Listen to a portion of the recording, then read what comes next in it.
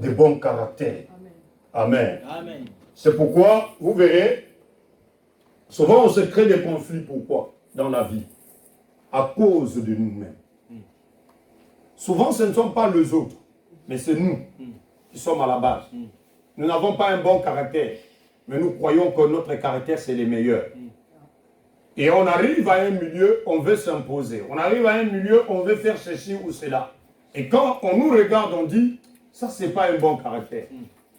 Et si on ne fait pas attention, on entre en conflit avec les autres. Pourquoi? Parce qu'on ne se comporte pas bien. Amen. Amen. Les caractères, il y en a beaucoup, beaucoup. Les mauvais caractères, il y en a dans la vie des gens. Mais pour que Dieu t'utilise, Dieu a besoin que ces caractères-là, tu puisses les remettre sous ses pieds.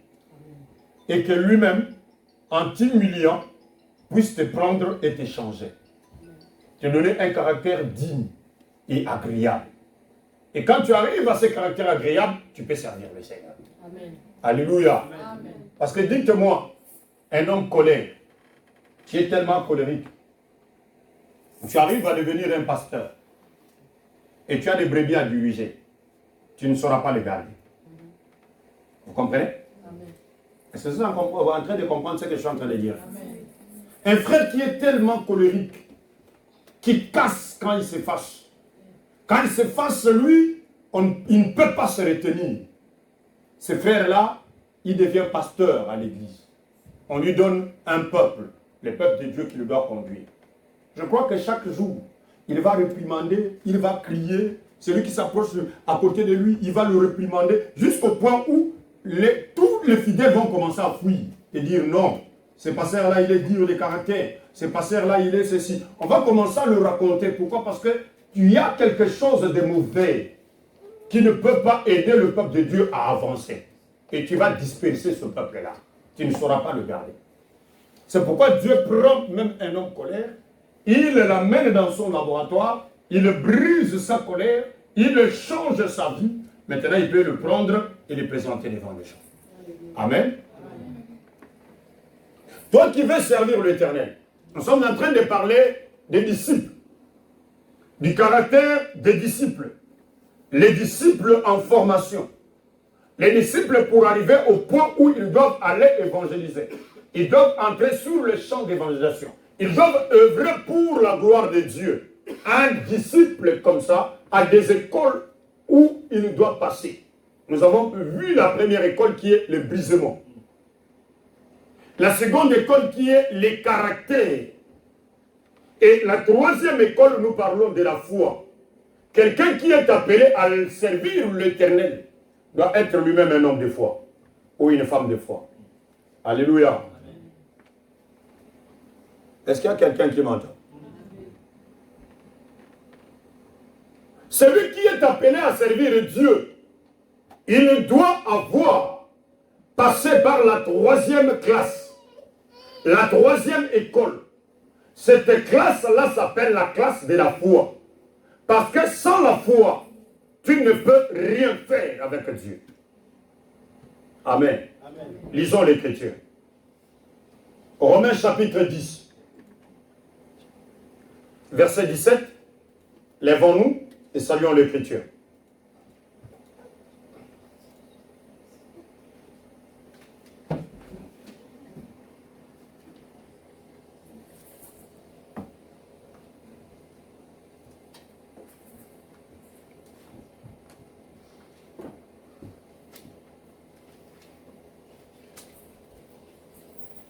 Amen. Amen. Romains 10, verset 17. Je lis au nom de Jésus-Christ. Amen. Ainsi la foi vient de ce qu'on ressent et de ce qu'on entend, vient de la parole de Dieu. Amen. Ainsi la foi vient De ce qu'on entend et ce qu'on entend vient de la parole de Dieu. Ainsi la foi vient de ce qu'on entend.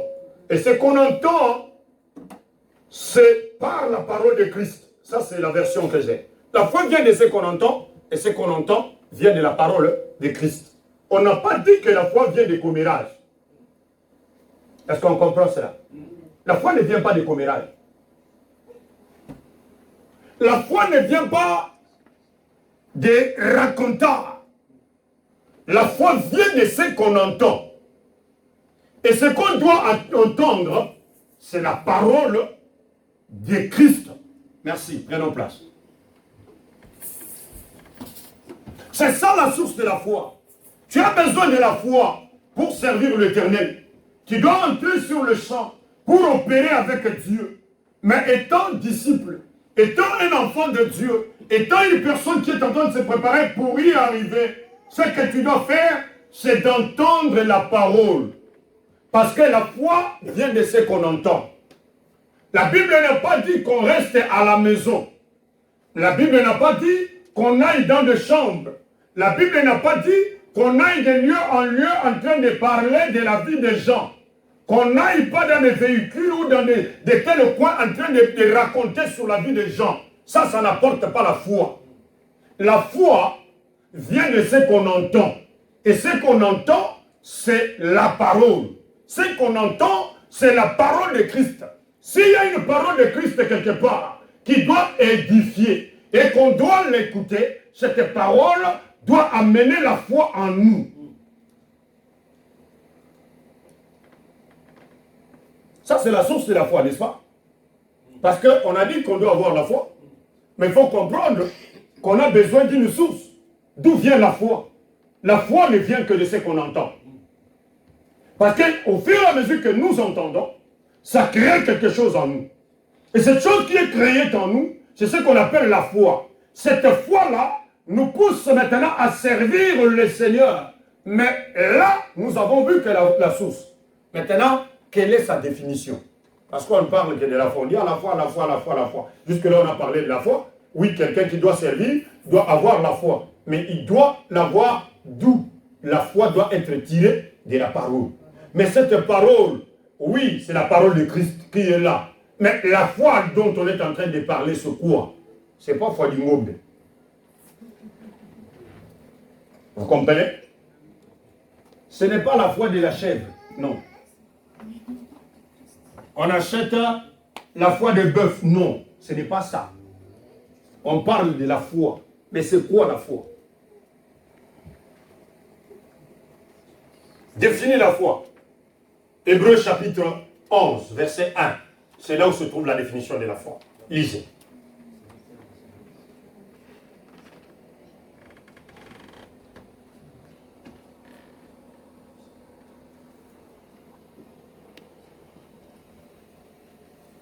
Hébreux chapitre 11,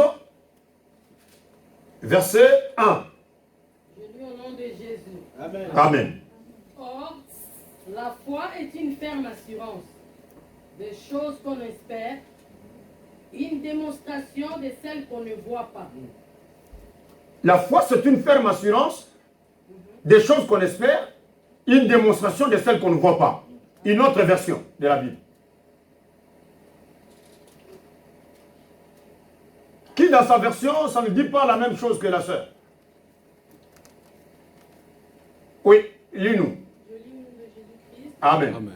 La foi est une façon de posséder ce qu'on espère. C'est un moyen d'être sûr des réalités qu'on ne voit pas. La foi, c'est une façon de posséder ce qu'on espère. Après, c'est un moyen d'être sûr des réalités qu'on ne voit pas. Ça, encore, c'est un français facile. Qu'est-ce qu'on dit là-bas chez toi, frère? Or, la foi, c'est la ferme assurance des choses qu'on espère, la démonstration de celles qu'on ne voit pas. Ferme assurance des choses qu'on espère, une démonstration de celles qu'on ne voit pas. Une autre version. Je vais lire la mienne. Dans ma version, on dit ceci. Or, la foi, c'est la réalité de ce qu'on espère. L'attestation des choses qu'on ne voit pas. C'est une attestation des choses qu'on ne voit pas. Or, une attestation, c'est une confirmation. Une attestation confirme qu'il y a dit quelque chose. Si on te donne une attestation à l'école, on te donne une attestation après une formation, cela te met dans le droit que réellement tu as passé la formation et pour ce faire, s'il y a un travail là-dessus, tu as le droit de faire ce travail. Amen. Amen. La foi t'amène à attester. Prenons place. On dit, or, la foi c'est la réalité de ce qu'on espère. Réalité de ce qu'on espère. L'espérance est à notre intérieur. Nous espérons à quelque chose.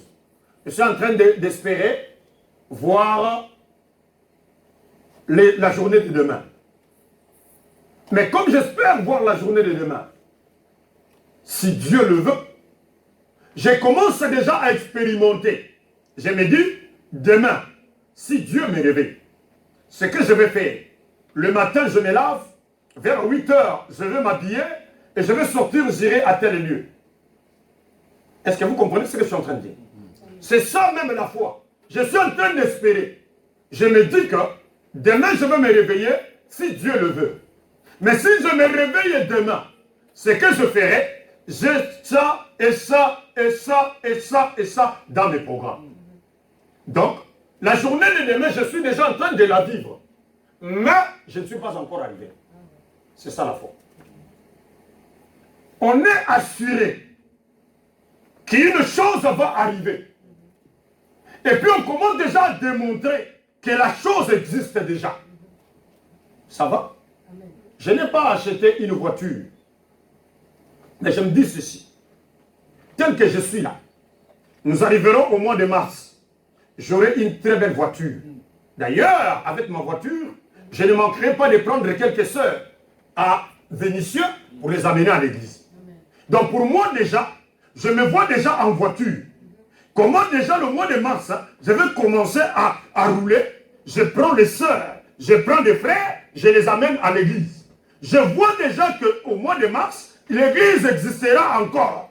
Là, j'ai la foi que pendant que nous sommes en train de marcher, si nous avons payé cette salle pendant presque 1 an, je suis en train de croire que cette fin du mois, dans les 3 jours qui arrivent là, pour payer la salle, nous payerons. Il y aura la raison pour payer.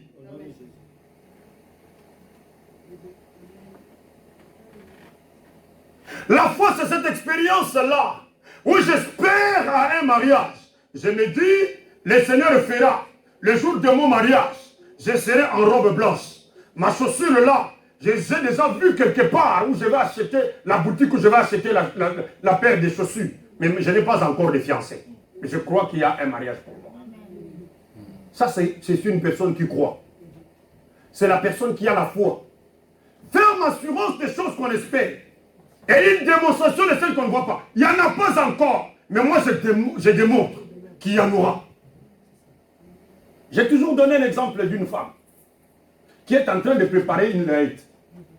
Elle achète tout ce qu'il faut pour le bébé. Mais elle n'a pas vu le bébé.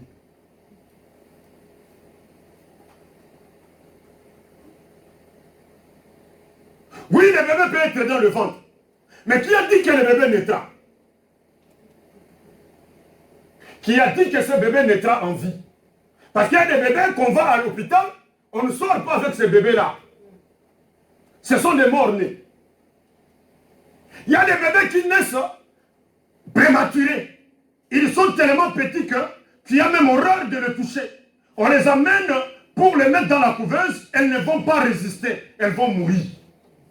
Mais moi je crois que la grossesse que je portais, jour après jour, il faut qu'il y ait déjà des habits pour cet enfant-là. Quand l'enfant naîtra, on va mettre cette belle robe à la fille. Ma fillette là, quand elle va naître, on va mettre cette belle robe. Je suis en train d'avoir une foi, j'ai une assurance que les choses se passeront telles.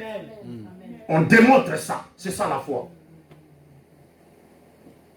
Si on n'a pas cette nature de foi, on ne peut pas servir l'Éternel. On commencera, on arrêtera. Si on n'a pas ce genre de croyance, si on n'a pas ce genre de foi en nous, bien aimé, on arrivera quelque part, on se dira, j'en ai assez, stop, je ne peux plus continuer. Or, quel que soit vents et marées, celui qui a la foi en lui, il marche, il continue sa vie parce que nous, les chrétiens, nous ne vivons pas selon la vue, mais nous vivons selon la foi. Amen. Ainsi dit la parole, le juste vivra par la foi. Alléluia.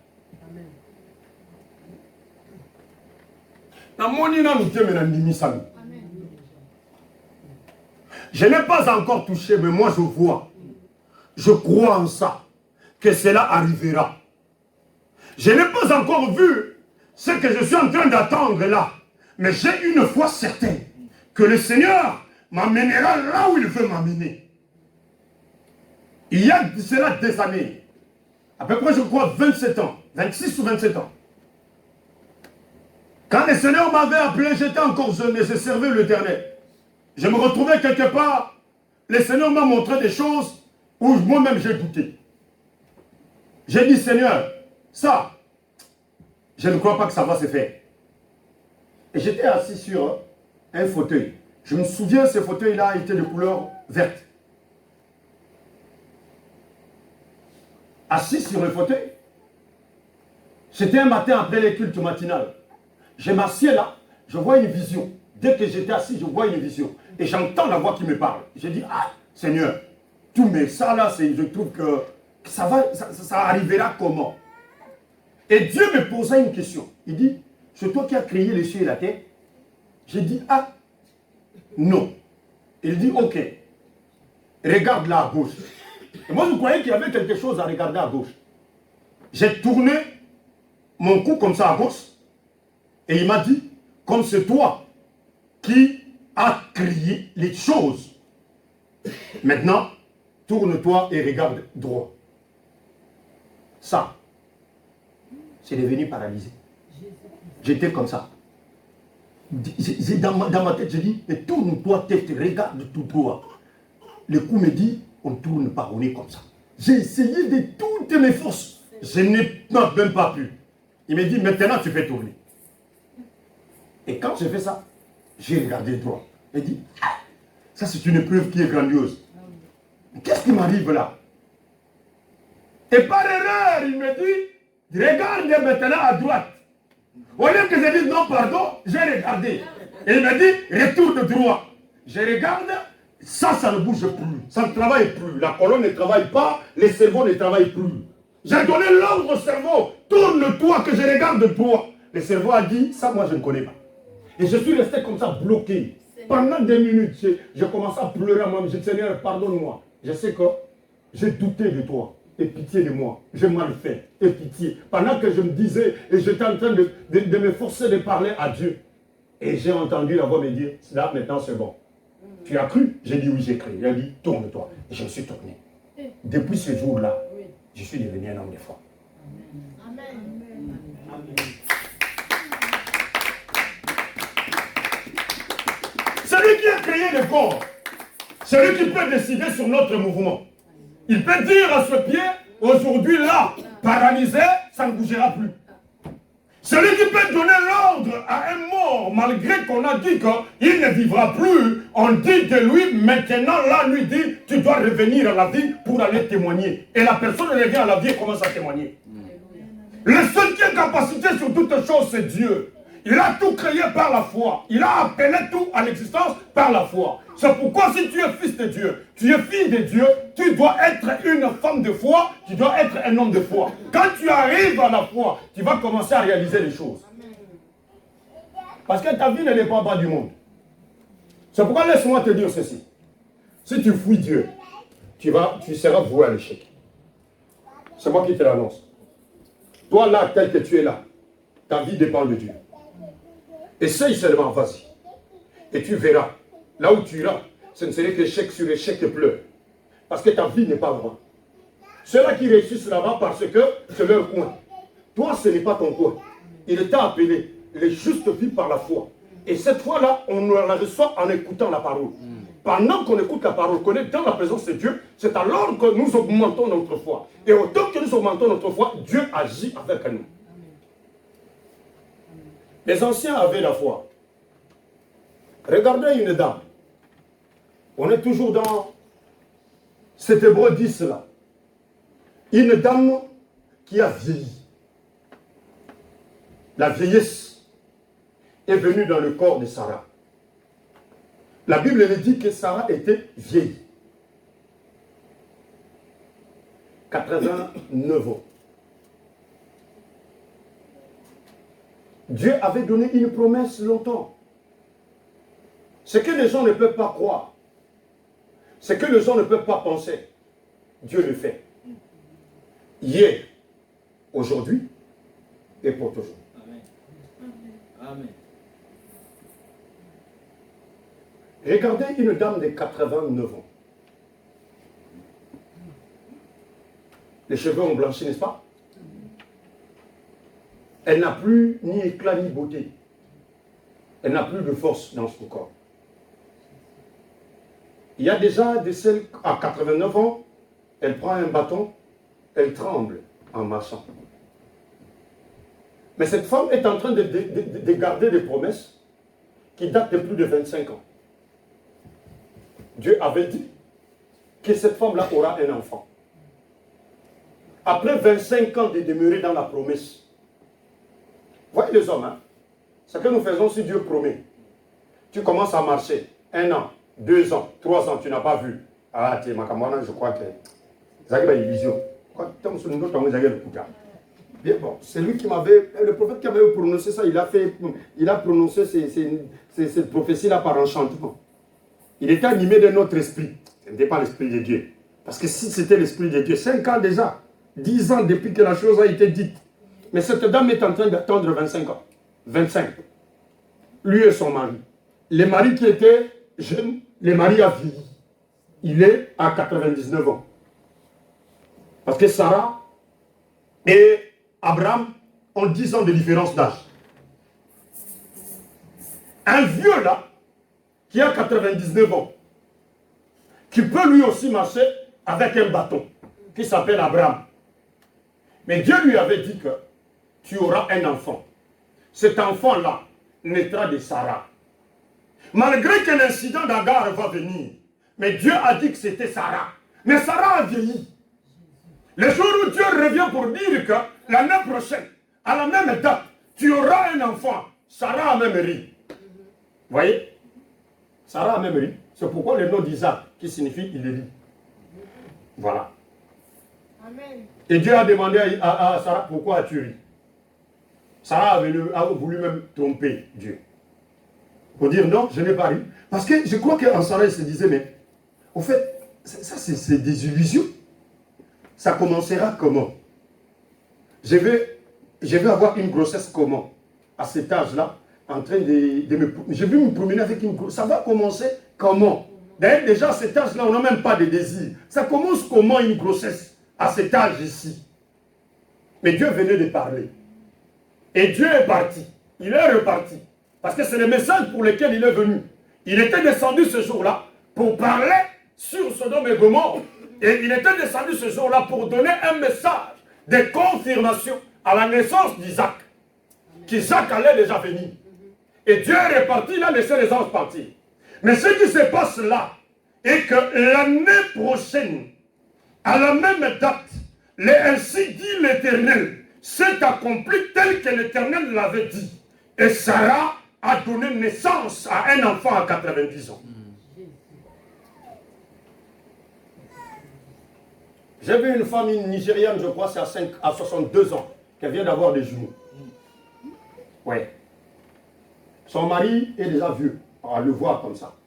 Mais ils ont 2 enfants. Depuis qu'ils se sont mariés, ils ont fait 30 ans de mariage sans enfants. Mais ce sont des gens qui sont restés dans la prière. Et Dieu les a visités à cet âge-là. Je viens de voir une femme, il y a quelques jours ici, elle est aussi nigériane, mais c'est au Cameroun. Elle a donné naissance à 9 enfants. 9. Au Gabon, hein? Ça va, 9. 9 bébés. 9 comme ça. Bien. Elles sont en vie. Ils sont en vie. Il y a des garçons et des filles ensemble. 9. Dans un même ventre. Et c'est une femme de prière. C'est une femme qui cherche Dieu. Vous croyez Dieu est qui? Vous voyez Dieu est qui? La Bible dit qu'il n'est pas un homme. Dieu n'est pas un homme. Ce qui semble impossible aux hommes est possible à Dieu. Alléluia. Et Dieu nous en donne l'accès parce que je l'aime bien. Il dit ceci, rien n'est impossible à celui qui croit. Donc si j'entre dans le carré de Dieu, oui, par la foi, je dis Seigneur, je m'approche. Ce que je n'ai pas vu hier, je crois que demain tu le feras pour moi. J'aurai cela. On peut être 10, 100, 50 à présenter un dossier quelque part. On dit que là, le dossier passe difficilement. Mais moi, je dis, étant un homme de foi, que moi, ça passera. Même si on dit qu'il y a telle ou telle opposition. Mais pour moi, Dieu peut créer une loi même dans un pays. Pour que moi, je sais que je suis en train de désirer. Les gens peuvent s'opposer, mais mon Dieu, par la foi que j'ai, si j'entre dans sa présence, je crois que mon Seigneur est capable de le faire. Alléluia. Il est Dieu. J'aime un homme. Je parlerai de cet homme. Nous ne parlerons que quelques minutes aujourd'hui. J'aime l'homme de Josué. Josué était un serviteur. Il a servi Dieu. Mais ce que j'ai aimé, quand vous arrivez dans le livre de Josué chapitre 10, vous commencez à lire l'écriture. Vous verrez ceci. Josué est en train de se préparer pour attaquer les 5 rois. Il est en train de se préparer parce qu'il y a eu 5 nations qui se sont liguées contre sa nation, contre son peuple. Imaginez-vous 5 pays aujourd'hui qui viennent par exemple attaquer la France. Il y a une coalition. Maintenant, lui se dit, Seigneur, que dois-je faire? Il a commencé à prier. Mais Dieu lui a dit ceci, n'aie pas peur. N'aie pas peur, tu vas les vaincre. Écoutez, 5 nations armées. Toi, tu viens de constituer une nation qui n'a pas encore pris du temps. Tu viens de commencer un pays où on vient vous donner une terre. Vous avez vaincu des gens. Mais vous ne êtes pas encore très bien organisé. Mais 5 nations s'organisent autour de vous pour vous attaquer. Et Dieu vous dit, je vous rassure que vous allez gagner. Regarde les combats de ta vie. Vous savez, Dieu nous forme comment? Dieu nous forme par une école qui lui-même nous enseigne. Et l'enseignement de Dieu, souvent, c'est dans la souffrance. Quand ça nous a facilité, facilité plutôt. Vous voyez comme nous allons à l'école. L'école, ce n'est pas tout le monde qui aime l'école. Hein. Il y a des gens qui vont à l'école parce que c'est papa qui est là, sinon, il va taper. Vous comprenez? On arrive là-bas, même si on bavarde, on dit, ici, si je ne fais pas l'effort d'avoir des notes, la fin de l'année, moi j'ai des problèmes. On y va seulement pour aller. On se réveille le matin, il fallait que je continue à dormir, mais... Bon, partons seulement. On prend son sac, on y va.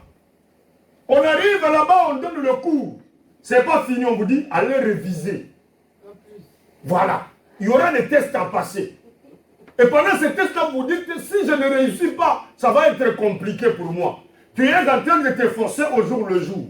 Dieu aussi, pour nous amener à un stade supérieur, pour nous amener à la place où il veut nous amener, il nous fait passer par des temps de souffrance. Toute souffrance que toi tu dois passer dans ta vie, dis-toi que c'est une école. Alléluia. Alors dans cette école-là, prends la foi, mets en exercice. Dis-toi que j'y arriverai avec le Seigneur. Parce qu'un chemin où Dieu lui-même n'est pas passé, il ne va pas me laisser passer. Amen. Il est devant moi. Il marche devant moi. Et moi, mon problème, c'est de le suivre. Pendant que je le suis, si ce chemin-là, je suis en train de le passer, c'est que lui est déjà passé là-bas. Nous a compliqué ça, le Golagi. Vous comprenez? Parce qu'il y a d'autres épines que tu ne peux pas supporter. Mais lui, arrête ton combat. Il est là avec toi. Il marche avec toi. Prends seulement la foi. Dis-toi qu'il y aura une bonne issue. Car une personne qui a la foi vit les choses qu'il espère. Amen. Dans ta vie, enlève la négativité. Alléluia. Tu veux servir l'Éternel. Tu veux demeurer dans la présence de Dieu. Enlève la négativité. Vois que Dieu est capable de le faire. Même si on voit, ça devient noir. Ça devient très compliqué. Ça devient très difficile. Dis-toi qu'après qu'il fasse nuit, après qu'il fasse très noir, il y a une lumière qui doit apparaître. Amen. Parce que la nuit de 4 heures, ce n'est pas la nuit de minuit. À minuit, tu peux encore voir l'éclairage. Un peu d'éclairage parce que la lune est là. Mais quand tu arrives à 4 heures, c'est alors que ça devient très sombre. Alors tu es sûr que le soleil va se lever. Ne vois pas toutes ces complications que tu es en train de voir. Dis-toi que c'est une preuve de la foi. Je suis avec le Seigneur, je crois. Naobima, Naokoma. J'arriverai, je vais entrer.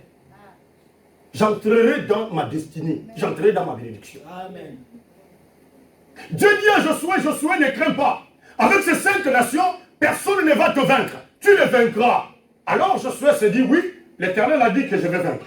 Et alors là, j'aime quand Dieu parle. C'est alors que je les aime. Vous comprenez? Moi je suis là, je reste, j'écoute, je vois.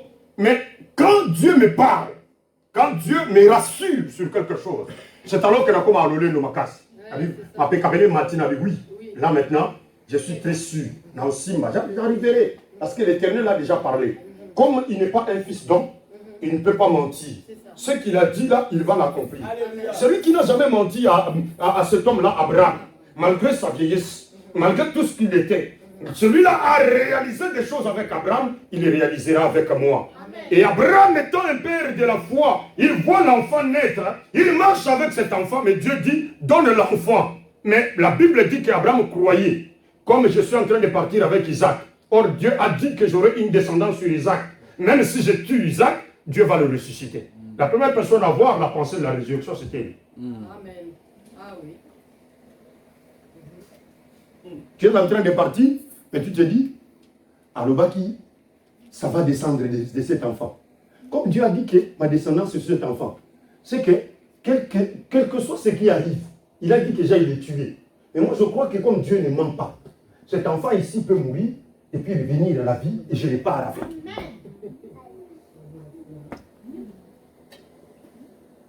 Parce que Dieu n'a jamais menti. Ce qu'il dit, il le réalise. Quelles que soient les situations telles qu'elles sont sur le terrain, Dieu ne regarde pas les circonstances des enfants des hommes. Là où il n'y a rien, Dieu peut produire quelque chose. C'est dans le désert où il parlera à Moïse d'aller parler à un rocher pour que le rocher fasse sortir l'eau. Une rivière doit commencer à couler pour que les gens boivent pendant qu'il n'y a pas d'eau. Et dans le désert, on ne boit que dans des oasis. Les oasis sont des petites eaux qui restent pendant qu'il y a une pluie. C'est ce qu'il y a dans le désert. Mais Dieu dit que dans le désert, il veut faire qu'un fleuve commence à couler. Qui es-tu pour résister? Qui es-tu pour ne pas croire que Dieu est capable d'enlever un truc quelque part? Dieu est capable de créer une situation quelque part pour que toi, tu trouves accès. Josué se rassure que Dieu a dit nous gagnerons. Donc nous allons gagner le combat. Et Josué a vu l'air en train de partir et le combat commençait à devenir très lourd.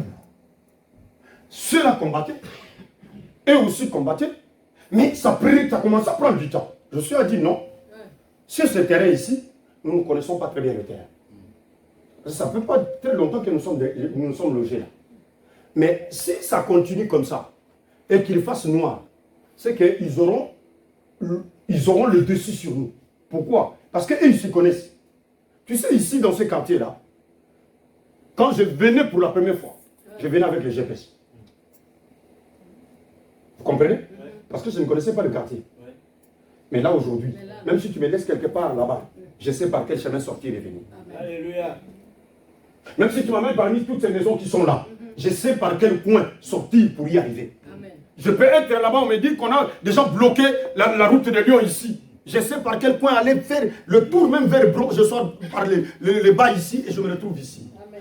Eux aussi ne connaissaient pas le terrain. Maintenant, il faut faire quoi? Parce que nous ne connaissons pas le terrain. Mais Dieu a dit que nous allons vaincre. Alors, c'est alors que la foi de Josué commence à augmenter.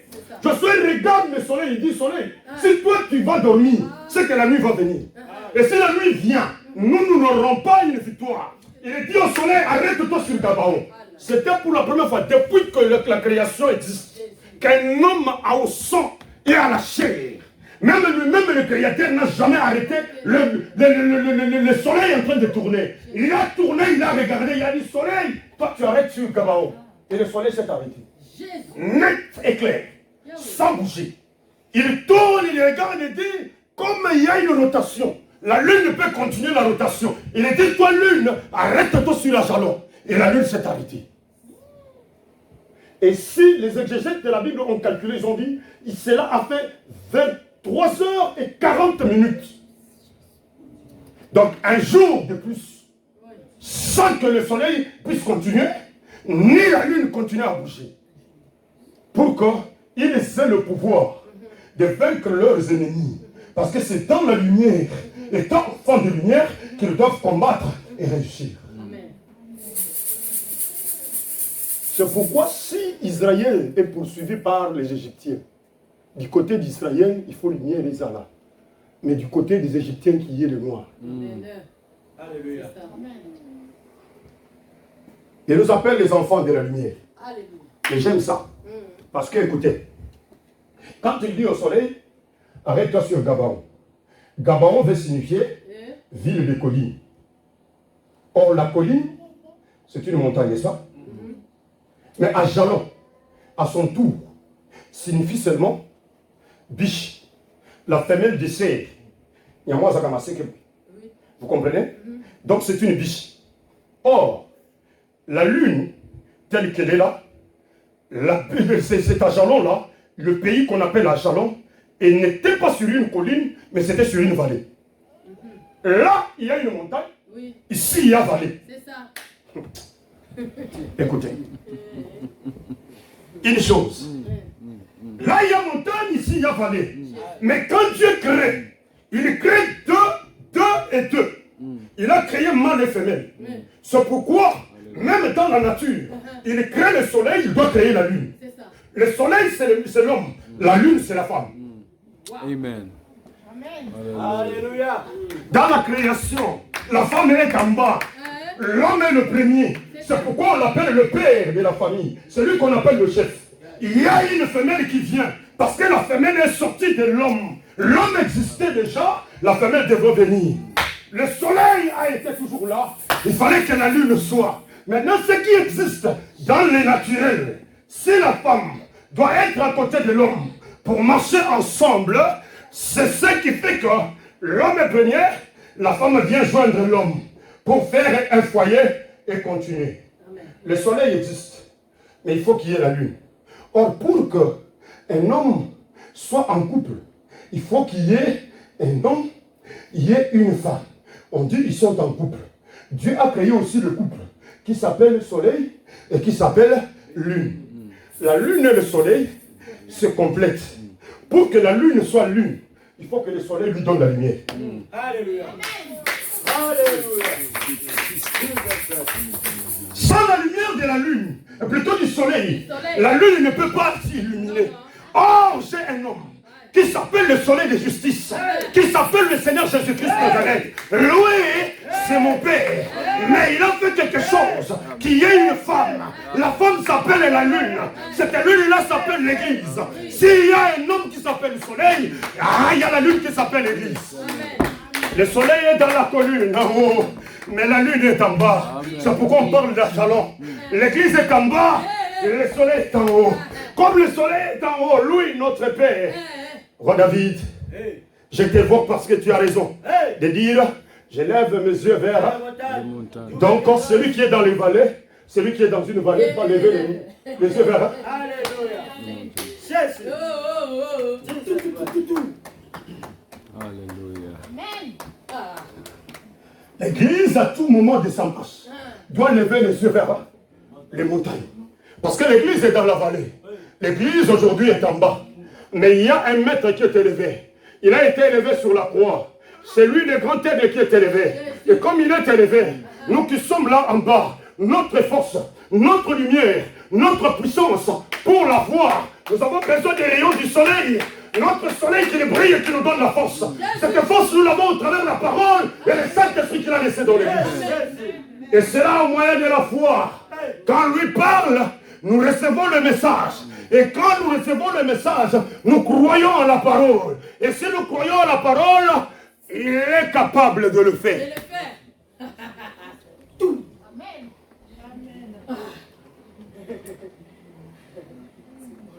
Celui qui éclaire ta vie. Il a fait arrêter le cours du soleil. Mais pourquoi cette situation qui est tienne, tu ne peux pas l'arrêter? Parce que tu n'as pas la foi. Dis à la situation, tu n'as point d'autorité. Alléluia. Moi, je déclare que le soleil ne doit plus continuer sa course. Tu le déclares spirituellement. Le soleil, lui, le soleil, qu'il s'arrête. Dis au soleil, éclaire maintenant ma situation. Amen.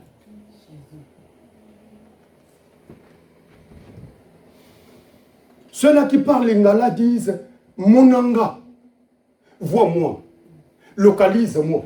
Tu as besoin que le Seigneur localise ton problème. Que le Seigneur te localise là où tu es. Alors pour qu'il puisse te localiser, il doit continuer à briller. Ce que le soleil est là, vous comprenez?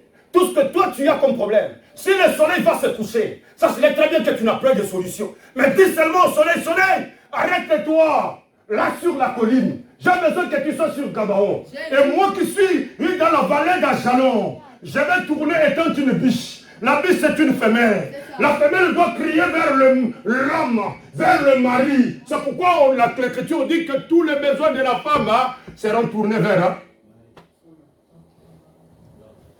le mari, vers l'homme. La preuve en est que tout homme marié, c'est ça. La femme ne peut ne pas dire. La femme peut avoir l'argent. La femme peut avoir tout ce qu'il y a dans la vie. Elle a un mari pauvre. Un mari qui n'a rien. Mais si le mari trouve 10 euros et donne à la femme, même si cette femme-là gagne des millions, la joie qui sera dans le cœur de cette femme-là, même si elle n'ouvre pas la bouche pour dire, elle a une certaine joie en elle, parce qu'elle a reçu de son mari. C'est que moi j'ai besoin, c'est de recevoir de mon mari. Est-ce que tu peux te tourner, toi l'une, vers l'homme qui a été cloué sur la croix et lui expliquer tes problèmes? Avec foi, tu marches et tu lui dis, ne bouge pas, jusqu'à ce que tu aies trouvé la solution à mon problème. C'est alors que moi je serai libéré. J'ai trouvé un homme de foi. Bartimée. Bartimée était aveugle. Mais Bartimée commençait à expérimenter quelque chose. Pour Bartimée, je dois voir. Bartimée se voit déjà en vision. Malgré qu'il avait son vieux manteau et qu'il était quémandeur, il demandait.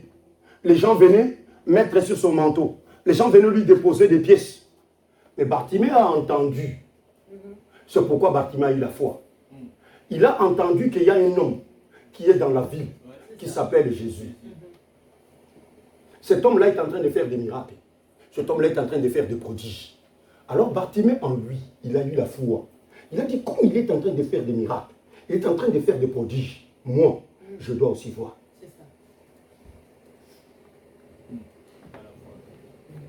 Au Cameroun, on s'en va.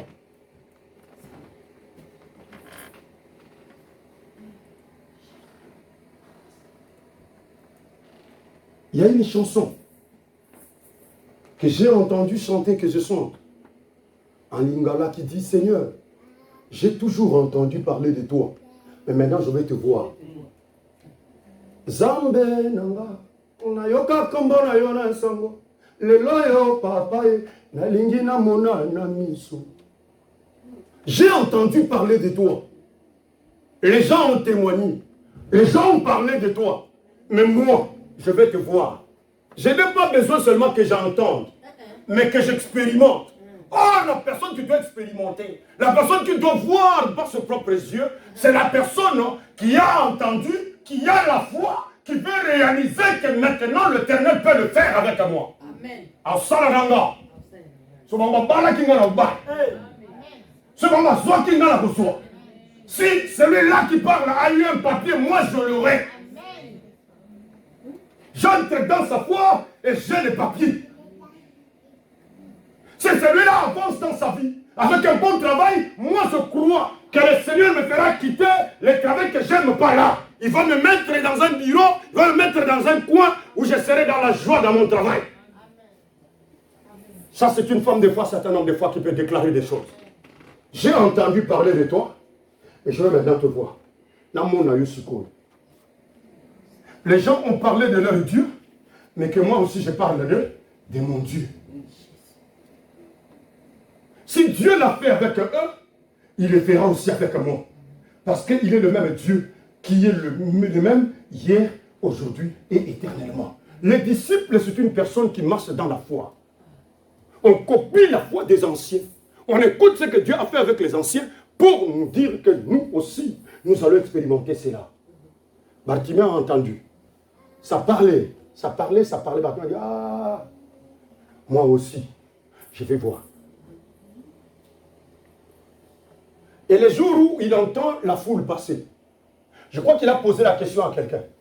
Il dit, qu'est-ce qui est en train de se passer là? Parce qu'il ne voyait pas. Le bruit que j'entends là, c'est quoi? Oh, c'est Jésus qui est en train de passer dans la foule. Il dit, Jésus, le Jésus que j'ai entendu qu'il guérit les gens. Oui, c'est ce Jésus-là. Il a dit, ah, aujourd'hui, c'est aujourd'hui. Léo, c'est aujourd'hui. Léo dit tout qu'il dit quoi? Lélo. C'est aujourd'hui là. Ça ne va pas changer. C'est aujourd'hui. Lélo n'est Lélo. Il a tourné sa face, il a commencé à crier. Jésus, fils de David, aie pitié de moi. Jésus, fils de David, aie pitié de moi. Les gens ont entendu, oh, le gars se passait. Toi, tu vas faire du bruit. Le maître est en train de passer. Et la Bible dit qu'il criait de plus en plus fort. Pendant que toi, tu l'empêches, lui, il monte la voix. Jésus, fils de David, aie pitié de moi. Jésus, fils de David, aie pitié de moi. Il criait de plus en plus fort. Et les gens l'empêchaient. Tu peux rencontrer des oppositions. Mais écoute, crie encore fort quand il y a une opposition. Vous comprenez? Oui. Même si vous restez deux dans cette église, je vais encore crier. Amen. Vous comprenez? Amen. La foule est ça. Amen. La foule ne me fait pas peur, moi. Amen. Vous comprenez? Vous pouvez être fort, vous pouvez être comment vous pouvez être. Moi, je ne crains pas. Amen. Quand je suis déjà debout là, je suis debout. Même devant deux personnes, moi je prêche. Ce n'est pas mon problème. À ce que je sache, le maître à qui appartient le peuple, il enverra le peuple. Personne ne peut empêcher Dieu, qui que tu sois, quel que soit le niveau de ta sorcellerie, que ce soit le niveau de ta magie, personne ne peut empêcher le peuple de Dieu de se repentir et venir au Seigneur. Vous empêchez la montagne? Vous comprenez? Il a crié plus fort. Pendant qu'il criait plus fort, Jésus l'a entendu. Et Jésus s'est tourné. Il a cherché où sortait la voix. Et il a dit, laissez-les venir. Même les apôtres l'ont empêché. Oui. Vous comprenez? Et les disciples qui étaient à côté ont empêché cet homme-là d'avancer, de continuer à parler. Parfois, celui qui s'oppose à ta vie, tu vas croire, tu vas te dire, c'est un homme de Dieu, mais comment il peut s'opposer à moi? Ce n'est pas ça le problème. Le problème est que le combat peut venir n'importe où. Mais il faut que toi, tu saches te situer. Que le combat s'est levé. Et comme le combat s'est levé, il faut que moi je me lève. Tu sais que l'homme appelé Pierre, qui était disciple, il a même combattu son propre maître. À s'opposant et arrivé au coup fatigué. Or, si Jésus n'était pas mort, moi et toi ne serais pas sauvés. C'est ça. Vous comprenez? Si le Seigneur a eu des combats, et toi et moi. Alléluia. Amen. La Bible dit qu'on l'a empêché. Mais Jésus a dit qu'on le laisse venir. Et quand il s'est approché, vous savez ce qui a bougé Jésus? Parce qu'il a appelé Jésus par le nom. Ah oui. Je peux marcher en route comme ça. Vous appelez Bosco, Bosco, Bosco. Je peux comme ne pas regarder. Je suis en train de marcher. Et j'avance. Parce que souvent, c'est très rare aussi de regarder à relier, à moins que je sois en voiture. Je marche, j'avance. Je n'ai peur de rien, je sais que je suis entouré. J'ai des anges à mes côtés et tout ça. Je marche calmement et j'avance. Tu peux crier Bosco, Bosco, Bosco. Je suis en train de marcher. Mais s'il t'arrive de dire Mbakissi,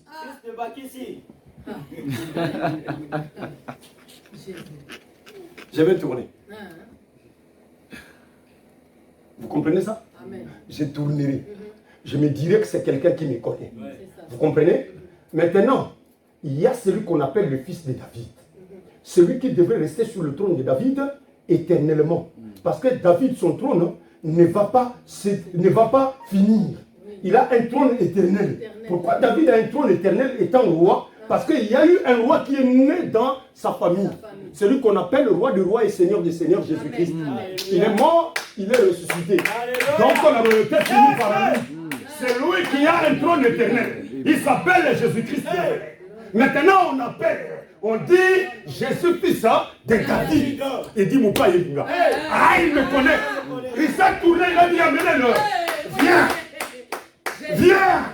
Et Jésus le regarda, il s'approcha, il lui dit, que veux-tu? Il dit que je vois. Ah oui. Que ce soit fait. Allez.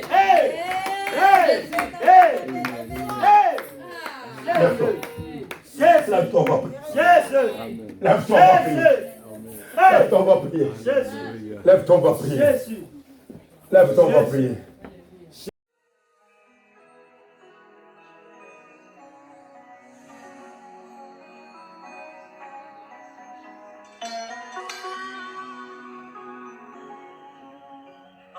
Reçois de moi le parfum qui t'ise, la beauté de ton nom.